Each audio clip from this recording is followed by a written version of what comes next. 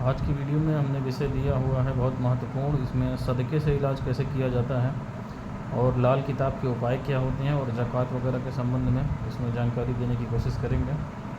तो पहले सदक़े से उपाय मैं बताता हूँ, जो हिंदू हो या मुस्लिम दोनों लोग कर सकते हैं। इसमें यह है कि आप अगर जादू जिन्नात में बहुत ज़्यादा परेशान हैं, कारोबारी हालत ख़राब है या किसी तरीके से बीमारी अजारी से कोई घर में नहीं निकल पा रहा है, कुल मिला के जितनी भी ज़्यादा परेशानियाँ चल रही हों, तो इसमें अपने वज़न के बराबर जो है आटा सदका करना चाहिए पहले प्रेफरेंस में, कि आटे का सदका करना चाहिए और किसी गरीब को देना चाहिए, इधर उधर नहीं देना चाहिए। ऐसा कोई व्यक्ति जो उसका उपयोग कर ले, ऐसा ना हो कि ले जाके बेच दे, आपने इधर उधर कहीं दिया। बहुत लोग जो है इधर उधर देने लगते हैं, दरगाहों मज़ारों के जो लोग बैठते हैं उनको दे देते हैं, लेकिन वो बेच लेते हैं उसको, तो उनको गरीबों को देना चाहिए और अपने वज़न के बराबर देना चाहिए। वज़न से थोड़ा बहुत ज़्यादा हो लेकिन कम ना हो, और ये तब तक जारी रखें, कम से कम महीने में एक बार करें, जब तक ये आपका जो है पूरी तरीके से मरीज़ ठीक ना हो जाए, चाहे भले इसमें जितना लगे। आपकी सामर्थ्य के हिसाब से मैं बता रहा हूँ, किसी से कर्जा लेके करने की ज़रूरत नहीं है।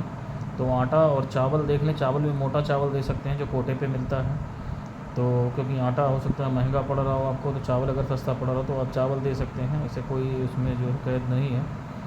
तो ये उपाय है, ये बड़े से बड़े संकट को टालने वाला, चाहे हिंदू हो चाहे मुस्लिम हो, उनको चाहे जितनी बड़ी मुसीबत में हो, आपको उससे निकलने की राह भी बन जाएगी और उससे आपको आराम भी मिल जाएगा। जादू जिन्नात इसमें शामिल हैं, आसानी से आप कर सकते हैं।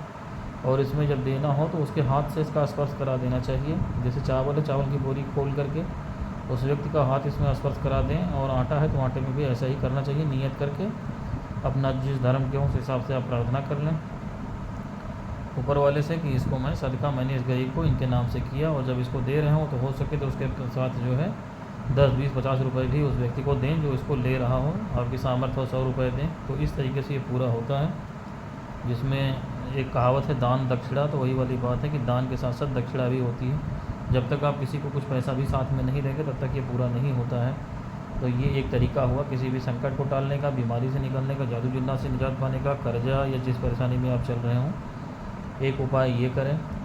और दूसरा ये है कि इसमें जो है बहुत लोग जो जादू जिन्नात में हैं परेशान, वो जानवरों से के उतार का जो है करना चाहते हैं, तो उसमें मैं स्ट्रिक्टली बता दूंगा कि आम आदमी कभी जानवरों से उतार ना करे अपना जो है, क्योंकि उससे जो है परेशानी और बढ़ जाएगी ठीक होने के बजाय।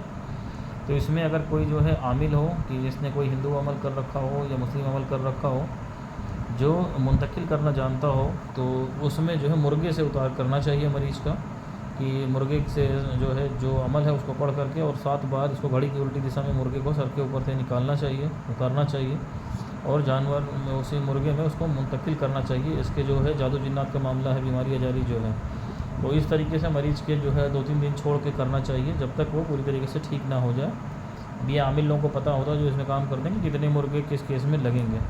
तो एक तरीका ये हुआ। और ऐसे जो है जनरल जो सबसे इसमें मशहूर है वो सूरह मुजम्मिल शरीफ का अगर कोई आमिल है तो वो इसको कर सकता है। सूरह मुजम्मिल शरीफ का अगर कोई आमिल हो तो उसको 41 बार सूरह मुजम्मिल शरीफ पढ़ करके मुर्गे के ऊपर से, और जो है इस तरीके से अगर उतारा करेंगे, या अगर 41 ना पढ़ सके तो 11 बार भी पढ़ के उतारा करेंगे, और मुंतकिल करने की नीयत है कि जो मरीज़ के ऊपर है वो इस मुर्गे में आ जाए। तो उस तरीके से उतार के फिर इस मुर्गे को सुनसान कब्रिस्तान में या वीराने में कहीं छोड़ें, फिर पब्लिक आबादी में नहीं छोड़ें कि किसी के पास जाए, ऐसा छोड़ें कि ये ज़िंदा रहे और घूमता रहे कहीं वीराने में। तो इससे जो है उतार ये बहुत कामयाब उतार होता है। बाकी तो और उतार जो हैं वो मैं ऐसे पब्लिक में नहीं बताने वाले हैं, क्योंकि वो आमिल लोग ही कर सकते हैं, तो आमिलों को पता होता है। तो ये एक विधि है जो जानवर में अपनी चीज़ ट्रांसफ़र करने की है, मुंतकिल करने की, इससे बहुत तेज़ी से लाभ होता है, देखा गया है।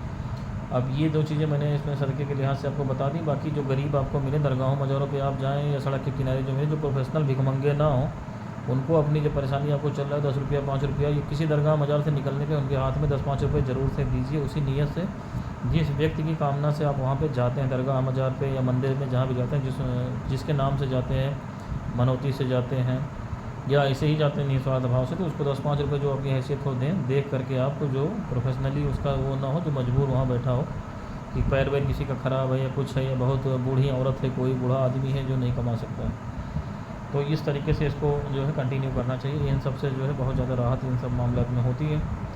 उसके अलावा जो है इसमें फिर जो ज़कात के संबंध में है कि जो लोग सालाना ज़कात अपनी अदा करते हैं 2.5% के हिसाब से, तो उनके ऊपर कर्ज़ नहीं होना चाहिए। ये पहला एक इसमें लाजमी होता है कि कर्ज़ में फिर ज़कात आपके ऊपर फ़र्ज़ नहीं है, तो कर्ज़ से आप मुक्त हों और ऐसी हालत भी ना हो कि कर्जा मांग के आपको खाना पड़े। इसमें कर्ज में मैं गाड़ी जो है लोन पे ली गई होगी वो नहीं कह रहा हूँ, आपकी ज़रूरत की चीज़ें इंडिविजुअल आदमी से आपने कर्जा ना ले रखा हो कि जो है राशन उधार लेकर के आए हों या लोगों के पैसा बाकी हों व्यापार में। तो इस तरीके का अगर नहीं है, फ्री हैं आप कर्ज से, तो आप ज़कात 2.5% जो देते हैं वो ऐसे व्यक्ति को दें जो उसका प्रयोग कर ले, जो ज़रूरतमंद है। जैसे आपके कोई रिश्तेदार हो, पहले देखें, पता करें उसके बारे में, और इसको भी चोरी चुपे जो है जा कर के देना चाहिए। अहंकार नहीं कि दुनिया भर में प्रचार कर दिया, नहीं तो आपकी ज़कात से कोई फ़ायदा आपको होगा नहीं।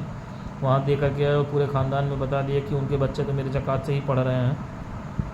तो ये गलती ना करें कभी भी, नहीं तो ज़कात से कभी भी फ़ायदा नहीं होगा। ज़कात दें गुपचुप तरीके से, जहाँ तक हो गरीब से गरीब आदमी को खोजें, आपके मोहल्ले का हो, आपका रिश्तेदार हो, जो भी हो, दें और चुप हो जाए, खामोश हो जाए। वो आपका एक अल्लाह ही फ़र्ज़ है। आप ऐसे माने कि वो पैसा आपने जो है अल्लाह ताला के हवाले या ईश्वर के हवाले किया। हिंदू मुस्लिम जो लोग भी अपने रिश्तेदारों की मदद करते हो इस तरीके से अपने पैसे से सालाना इनकम के, तो वो बिल्कुल अहंकार ना करें और देने के बाद भूल जाएँ, तब तो उसका कोई फ़ायदा है। नहीं तो आप बिल्कुल समझ लो कि वो पैसा बेकार है, आप फिर वो ज़कात वकात मत दो, उससे कहीं कुछ होने वाला नहीं है, तब से उससे जो है आपकी कोई मुसीबत टलेगी नहीं। तो ये ज़कात के संबंध में हो गया।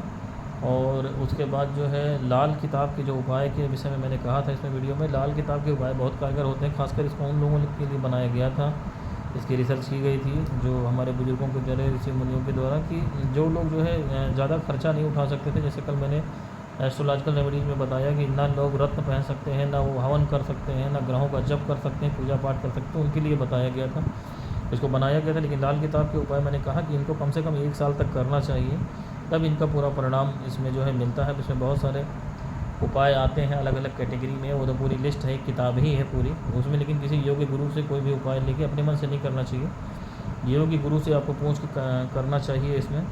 अब इसमें कुछ मैं जो है एक जनरल उपाय बता देता हूँ, जिससे आपका कारोबार और रोजी रोटी की समस्या, इसमें मैंने एक वीडियो बनाया भी था। रोजी रोटी की समस्या चल रही हो, चाहे भले जादू जिन्नात की वजह से हो, कारोबार ठप हो, पैसे की दिक्कत हो, तो आपको घर में मछली का एक्वेरियम ज़रूर से रखना चाहिए। और उसमें मछलियाँ कितनी हो ये नहीं ज़्यादा इंपॉर्टेंट है, बस मछलियाँ होनी चाहिए। अगर मछली मरती है तो मछली ला के डाल दीजिए उसमें, पानी उसका साफ़ रखिए, महीने में 1 बार बदलिए। छोटा बड़ा किसी साइज़ का एक्वेरियम हो, उसमें मछली का एक फ़िल्टर पंप लगा हो, उतना पर्याप्त है, ज़्यादा तामझाम की ज़रूरत नहीं है। कोई भी मछली आप रखें और उसको एक टाइम खाना दें फिक्स में, जैसे सवेरे उठ के खाना देते तो रोज़ उसी टाइम पे आप खाना दें।